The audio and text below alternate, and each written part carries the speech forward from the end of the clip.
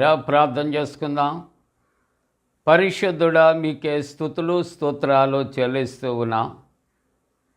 ఈ ప్రాతకాల ఆరాధనలో తండ్రి, మీ సన్నిధి నిత్యము మాతో ఉంచండి. ఆరాధన అంతటలో మహిమ ఘనత ప్రభావాలు మీకు ఆరోపిస్తూ యేసు ప్రభు వారి పరిశుద్ధ నామమున వేడుకొనుచున్నాము తండ్రి. ఆమేన్. అన్ని నామముల కన్న పై నామము యేసుని నామము. ఎన్ని తరములకైన ఘనపరచదగినది క్రీస్తేసు నామము. అన్ని నామముల కన్న పై నామము యేసుని నామము. ఎన్ని తరములకైన ఘనపరచదగినది క్రీస్తేసు నామము. యేసు నామము జయం జయము, సాతాను శక్తులు లయం లయము. యేసు నామము జయం జయము, సాతాను శక్తులు లయం లయము. హల్లెలూయా హోసన్నా హల్లెలూయా హల్లెలూయా ఆమేన్. హల్లెలూయా హోసన్నా హల్లెలూయా హల్లెలూయా ఆమేన్. అన్ని నామముల కన్న పై నామము యేసుని నామము.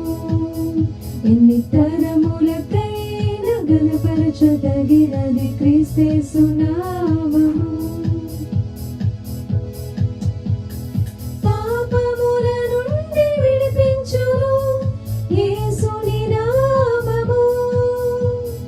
పాపముల నుండి విడిపించును యేసుని నామము. నిత్య నరకాగ్నిలో నుండి రక్షించును క్రీస్తేసుని నామము. నిత్య నరకాగ్నిలో నుండి రక్షించును క్రీస్తేసుని నామము. యేసు నామము జయం జయము, సాతాను శక్తులు లయం లయము. యేసు నామము జయం జయము, సాతాను శక్తులు లయం లయము. హల్లెలూయా హోసన్నా హల్లెలూయా హల్లెలూయా ఆమేన్. హల్లెలూయా హోసన్నా హల్లెలూయా హల్లెలూయా ఆమేన్. అన్ని నామముల కన్న పై నామము యేసుని నామము. ఎన్ని తరములకైన ఘనపరచదగినది క్రీస్తేసు నామము. సాతానుపై అధికారమిచ్చును శక్తి కలిగిన యేసు నామము. సాతానుపై అధికారమిచ్చును శక్తి కలిగిన యేసు నామము. శత్రు సమూహముపై జయమునిచ్చును జయశీలుడైన యేసు నామము. శత్రు సమూహముపై జయమునిచ్చును జయశీలుడైన యేసు నామము. యేసు నామము జయం జయము, సాతాను శక్తులు లయం లయము. యేసు నామము జయం జయము, సాతాను శక్తులు లయం లయము. హల్లెలూయా హోసన్నా హల్లెలూయా హల్లెలూయా ఆమేన్.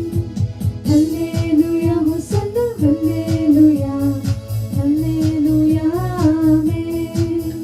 అన్ని నామముల కన్న పై నామము యేసుని నామము.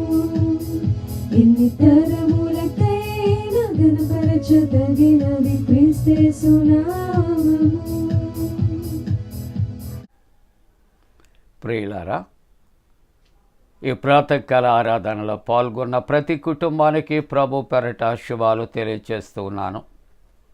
జన్మదినాలు, వివాహ దినాలు జరుపుకుంటున్న కుటుంబాలకు యేసుక్రీస్తు ప్రభు పరిశుద్ధ నామమున పండు prince and sisters YouTube channel ద్వారా శుభాలు తెలియజేస్తున్నాం. మీ కొరకు ప్రార్థన చేస్తున్నాం. దేవుడు మిమ్మలను దీవించునుగాక. మంచిదండి. క్షేమంగా ఉన్నారు కదా, సంతోషంగా ఉన్నారా? అందరి కొరకు ప్రార్థన చేస్తూ ఉన్నారా? మంచిదండి. అందరము కూడా ఈ ప్రాతకాల ఆరాధనలో దైవ ధ్యానము కొరకు పరిశుద్ధ గ్రంథాన్ని తెరచి రోమీలకు రాసిన పత్రిక 12వ అధ్యాయం 2వ వచనం. రోమపత్రిక 12వ అధ్యాయం 2వ వచనాన్ని కలిసి చదువుకుందాం. మీరు ఈ లోక మర్యాదను అనుసరింపక ఉత్తమమును అనుకూలమును సంపూర్ణమును అయ్యున్న దేవుని చిత్తమును పరీక్షించి తెలుసుకున్నట్లు మీ మనస్సు మారి నూతన మగుట వలన రూపాంతరము పొందుడి. ప్రియులారా, ఈవేళ మనం చదువుకున్నటువంటి వాక్య భాగమును ప్రార్థనాపూర్వకంగా ధ్యానం చేస్తూ ఈవేళ మన యొక్క అంశము నూతన మనస్సు. చెప్పండి, నూతన మనస్సు. ఏమండి, ప్రస్తుత సమాజములో, ప్రపంచములో ఒక వ్యక్తి తాను ఏ విధంగా ఉన్నప్పటికీ మనిషి చాలా వేగంగా మారిపోతున్నాడు, కానీ మనస్సు మారటం లేదు. గొంగలి నీవెక్కడ ఉన్నావు అని అడిగారట ఒకరు ఒక గొంగలిని. గొంగలి అనగా ఒక దుప్పటి, లేకుంటే ఒక రగ్గు, లేక ఒక కార్పెట్. దానికి జీవము లేదు, నీవెక్కడేసావో అక్కడే ఉంది అందట. కాబట్టి మానవ జీవితాల్లో మానవుడు ఏం చేస్తున్నాడంటే, ఒకవేళ భౌతిక సంబంధమైనటువంటి మార్పు పొందుకుంటున్నాడు, రూపాంతరాన్ని పొందుకుంటున్నాడేమో, కానీ మనస్సు ఎక్కడ ఉందంటే అది ఎక్కడ ఉందో అక్కడే ఉంది. ఆ మనస్సు మార్పు లేదు. మార్పు ఉంది అన్నట్లు నటిస్తూ ఉన్నాం తప్ప మనస్సులో మార్పు లేదు. అందుకే దేవుని వాక్యం అంటుంది మారు మనస్సు. యోహాను కూడా అంటాడు, మారు మనస్సునకు తగిన ఫలములు మీరు ఫలించండి. గొడ్డలి చెట్టు వేరున నాటబడి ఉంది, ఫలింపని ప్రతి తీగ నరకబడుతుంది, కాల్చబడుతూ ఉన్నది. ప్రియమైన వారలారా, మానవ జీవితాల్లో దేవుడు పరిశీలన చేస్తూ ఉన్నది మనుష్యుల పై రూపాన్ని కాదు.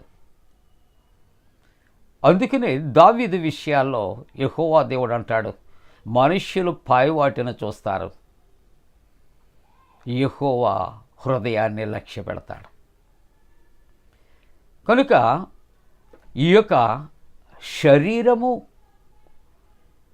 ఇది ఏ విధమైనటువంటి మార్పు చెందవలసినటువంటి అవసరత కోరుకుంటాం కాదు, కానీ దానికన్నా ప్రాముఖ్యమైనది కనిపించినటువంటిది మనకు దేవునికి కనిపించే మనస్సు మారాలి అని ఈవేళ దైవవాక్యం మాట్లాడుతుంది. నూతన సంవత్సరములో వాత వేయబడిన పాత మనస్సు విడిచిపెడదాం, దానిని మరచిపోదాం. నూతనమైన మనస్సు మనం కలిగి ఉండటానికి ప్రయత్నం చేద్దాం. అందుకే ప్రభువు అంటాడు, మీలో రాతి గుండెను తీసివేసి మాంసపు గుండెను మీకు నేను ఇస్తాను. సంవత్సరాలు గడుస్తూ ఉన్నాయి, పండగల మీద పండగలు చేస్తున్నాం. ప్రతి సంవత్సరానికి మించినటువంటి రీతిగా మరొక పండగ.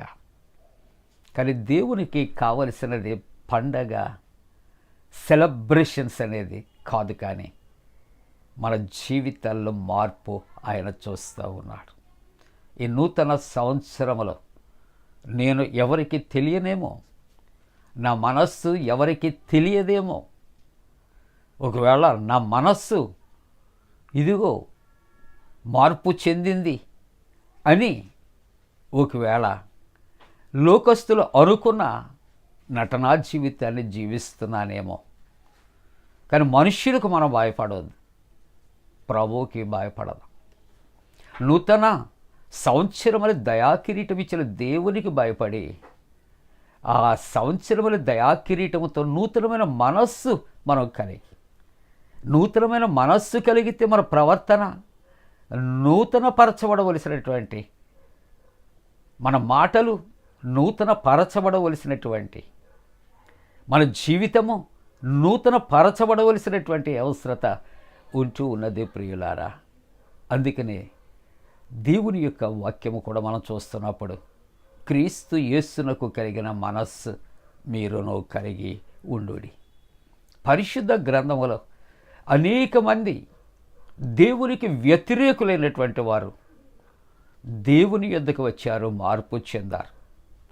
వారు మనస్సులు మార్చబడ్డాయి, వారిలో ఉన్న కఠినత్వము తొలగిపోయింది.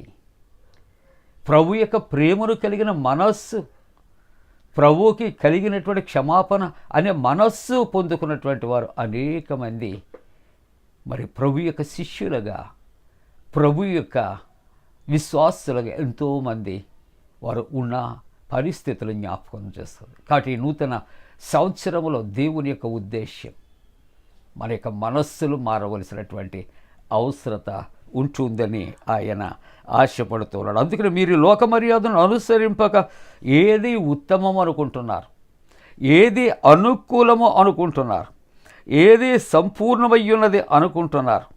దేవుని చిత్తమును పరీక్షించి మనము దానిని తెలుసుకున్నట్లు మన యొక్క మనస్సులు మారి నూతన పరచబడాలి.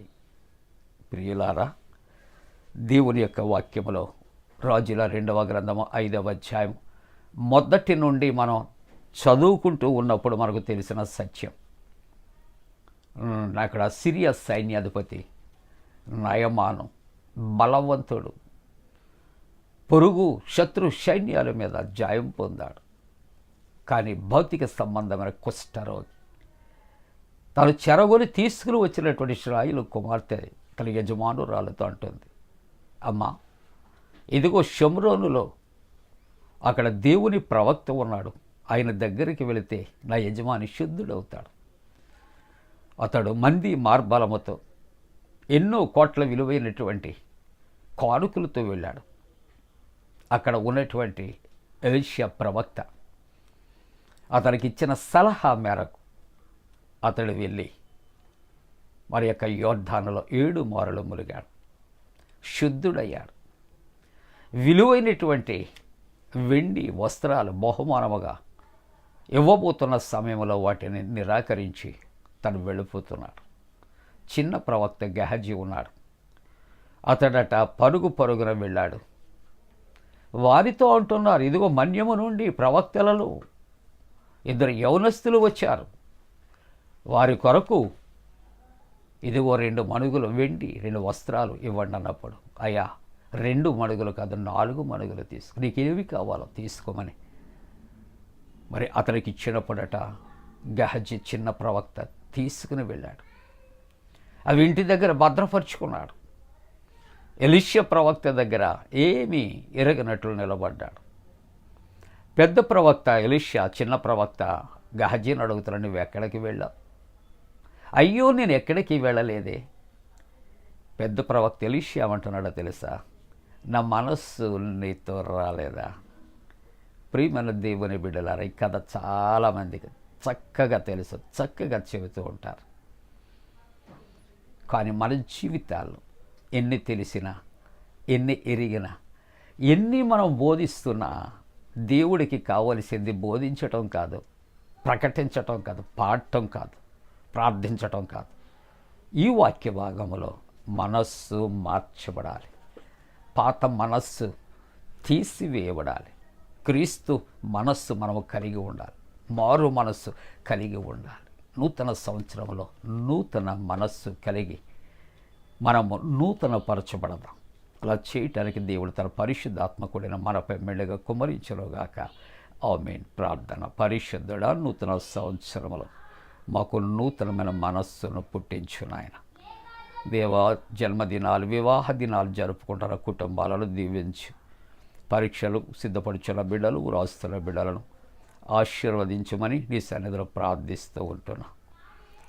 నాయనా ఇదిగో సెలవు దినాలు ప్రయాణం వెళ్ళుచున్న కుటుంబాలను దీవించండి, క్షేమకరణ మార్గాల్లో నడిపించండి, ప్రభు రక్షణలో నడిపించండి. వాతావరణంలో మార్పులను బట్టి ఎవరు బలహీనులు కాకుండా బలపరిచి స్వస్థపరచండి. కరోనా అనే వైరస్ మళ్ళీ తిరుగుబాటు చేయకుండా నిర్మూలన చేయండి. ఆయన మణిపూర్లో ఉన్న క్రైస్తవుల కొరకు, ఇజ్రాయెల్ దేశము కొరకు ప్రార్థిస్తూ యేసు నామమున వేడుకొనుచున్నాం తండ్రి, ఆమేన్.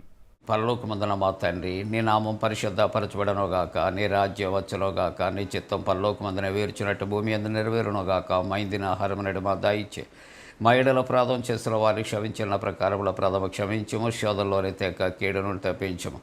రాజ్యము, శక్తి, మహిమ నిరంతరము నీవే ఉన్నవి, ఆమేన్. మన పరమ తండ్రి అయిన దేవుని యొక్క ప్రేమయు, ప్రభువైన యేసుక్రీస్తు ప్రభు కృపయు, పరిశుద్ధాత్మ యొక్క అన్యోన్య సహవాసము ప్రాతకాల ఆరాధనలో ప్రభువుని ఆరాధిస్తున్న ప్రతి కుటుంబానికి తోడుగుండి సంరక్షించి కాపాడునుగాక, ఆమేన్.